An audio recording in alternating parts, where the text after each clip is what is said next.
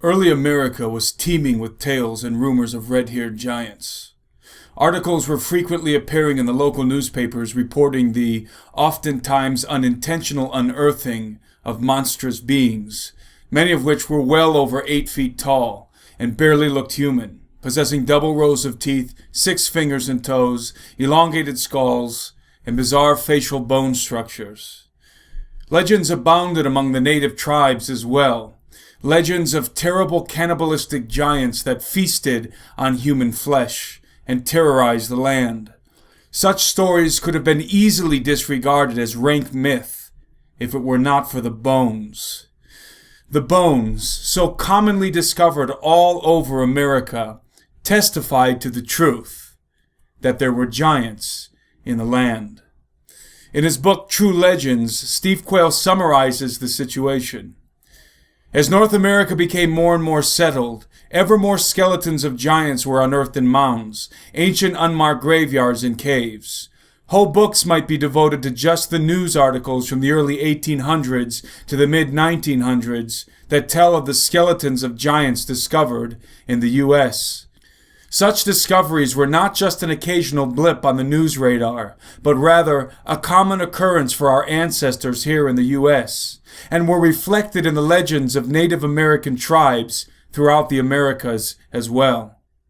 As Steve affirms, there are so many news clippings, stories, and eyewitness accounts concerning the remains of giants discovered in early America that I could never do them justice in this short episode. But to give you an idea of their frequency and commonality, we will briefly review the ones featured in the first chapter of True Legends. In 1833, soldiers digging at Lompoc Rancho, California, discovered a male skeleton 12 feet tall. The skeleton was surrounded by carved shells, stone axes, and other artifacts. The skeleton had double rows of upper and lower teeth. Unfortunately, this body was secretly buried because the local Indians became upset about the remains. Large mounds in Illinois were discovered in 1835 containing huge skeletons, one of which was over 8 feet in length with a correspondingly large skull, with many other skeletons measuring at least 7 feet tall. Large bones were found in stone graves in Williamson County and White County, Tennessee. Discovered in the early 1800s, the average stature of these giants was 7 feet tall. Several giant skeletons were found in the mid-1800s in New York State near Rutland and Rodman. A giant skull and vertebrae was found in Wisconsin and Kansas City. A giant found off the California coast on Santa Rosa Island in the 1800s was distinguished by its double rows of teeth. In Ohio in 1872, an earthen mound was discovered to contain 3 skeletons that in life would have stood at least 8 feet tall. Each also had double teeth in front, as well as in back of their mouth and in both upper and lower jaws. A 9-foot 8-inch skeleton was excavated from a mount near Brewersville, Indiana in 1879.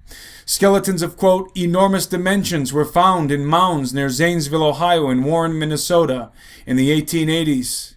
In Clearwater, Minnesota, the skeletons of 7 giants were found in mounds. These had receding foreheads and complete double dentition. At La Crescent, Wisconsin, mounds were found to contain giant bones. 5 miles north, near Dresbach, the bones of people over 8 feet tall were found. In 1888, 7 skeletons ranging from 7 to 8 feet tall were discovered. Near Toledo, Ohio, 20 skeletons were discovered with jaws and teeth, quote, twice as large as those of present-day people. The account also noted that odd hieroglyphics were found with the bodies. In 1898, the Washington Post recounted a story about an R.A. Tomlinson who, while digging along a stream near Londonderry, Ohio, discovered a skeleton of a man which was found to be only about an inch short of 8 feet in length, and which authorities were convinced would have stood over 8 feet tall when living. The article concluded, quote, the skull was a third larger than the human skull, and the lower jaw was abnormal in size and thickness. Hundreds of people have viewed the skeleton, and it will doubtless be preserved as a curiosity. In 1908, in Huntington, West Virginia, a prehistoric mound was excavated. Workers discovered a variety of artifacts, as well as a gigantic human skeleton, almost 7 feet in length, with a frame described as, quote, of massive proportions. Miners in Lovelock Cave, California, discovered a very tall, red-haired mummy in 1911. This mummy eventually went to a fraternal lodge where it was used for, quote, initiation purposes. In 1916, the New York Times reported that in 1912, workmen for the Fairmont and Wyatt Railroad, working near Pine Bluff, West Virginia, unearthed a giant skeleton. The local newspaper described the skull as being, quote, the size of a 2-gallon bucket, with a low forehead and a long underjaw.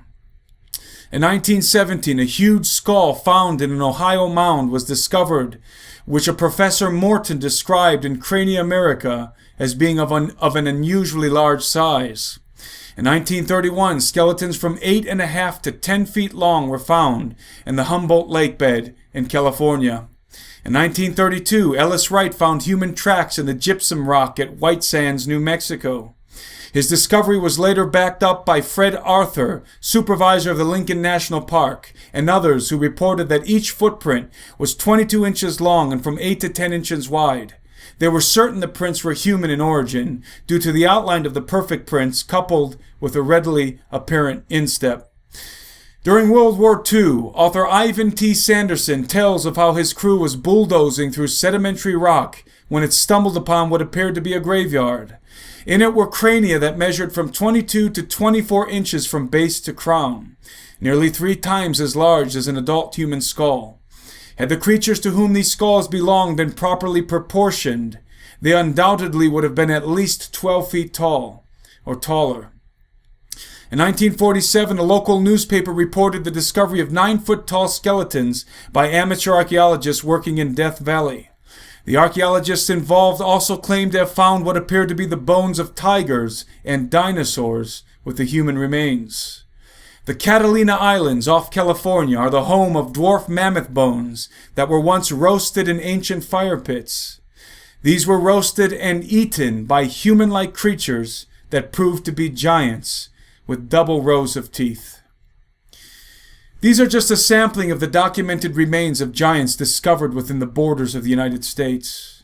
Since between 1881 to 1890, the Smithsonian Institution tore through and leveled 2,000 of the ancient burial mounds that were once raised on the soils of this land, secretly carting off all of the artifacts that were hidden within them. We can only imagine just how many bizarre, gigantic skeletons, with 6-fingered hands, jawbone set with double rows of teeth, and massive elongated skulls covered in hoary red hair, are locked away gathering dust in the back rooms of the Smithsonian Museum in Washington, D.C.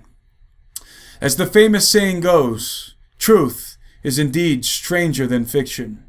Unfortunately, many Americans, even when presented with the cold hard facts of truth, will reject them in favor of the cozy warmth of the fictional world in which they reside. Reporting for SteveQuayle.com, I'm Timothy Alberino, and that's my analysis.